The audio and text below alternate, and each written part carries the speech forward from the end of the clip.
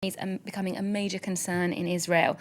This news today has led many Israeli journalists to ask the question, is it the end of the Netanyahu chapter in Israeli politics?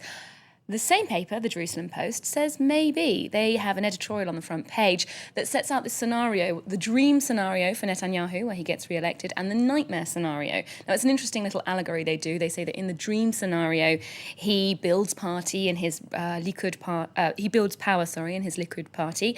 He cherry-picks his coalition partners, and all goes well. He gets re-elected next year. The nightmare scenario is that he swings far too much to the right and alienates his voters, and they think that paired with a second Obama administration, if that happens come November, then Israelis could opt for a different style of governance. So the Jerusalem Post seems to think that politicians now will have their work cut out campaigning, and there's still everything to play for.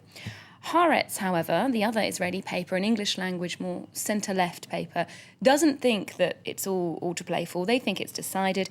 They've got an editorial entitled "Netanyahu Stands Unchallenged in Israel's Political Landscape." Now, it's a very scathing attack, actually, on the Prime Minister.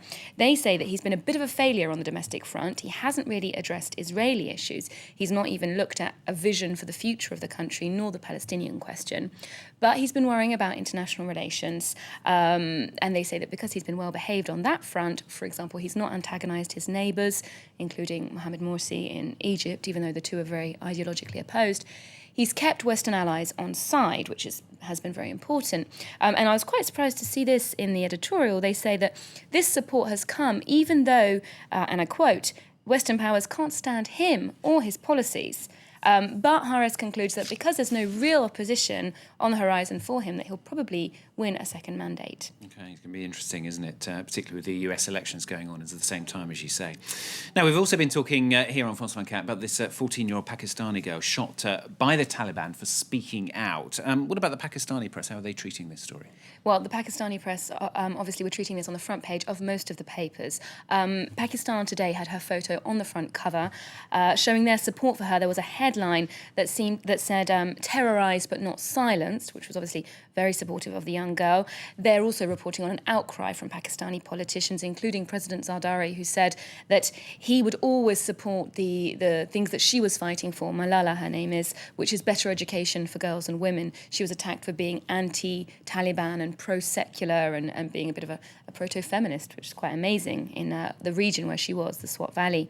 Now, there's an opinion article on this issue, which I found really, really strong in the same paper, Pakistan Today, calling the justifications of the Taliban bull, etc., star. You can see. Yeah. Now, he goes really far. He said that, justifying what they've done is absolutely rubbish. There's just no justification for shooting a 14-year-old girl in the head. And so he says it's a call to arms that Pakistan needs to stop pussyfooting around the Taliban and take action on this, because if not, there will be more Malalas in the years to come.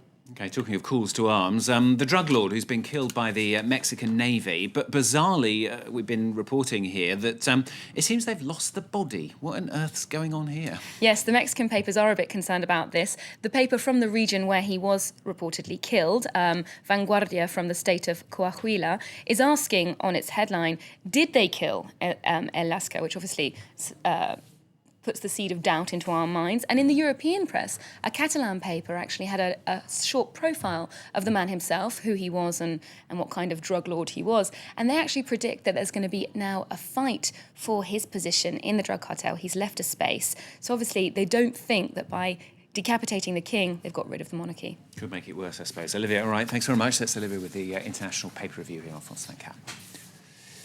Let's tell you what's coming up next. Trading insults.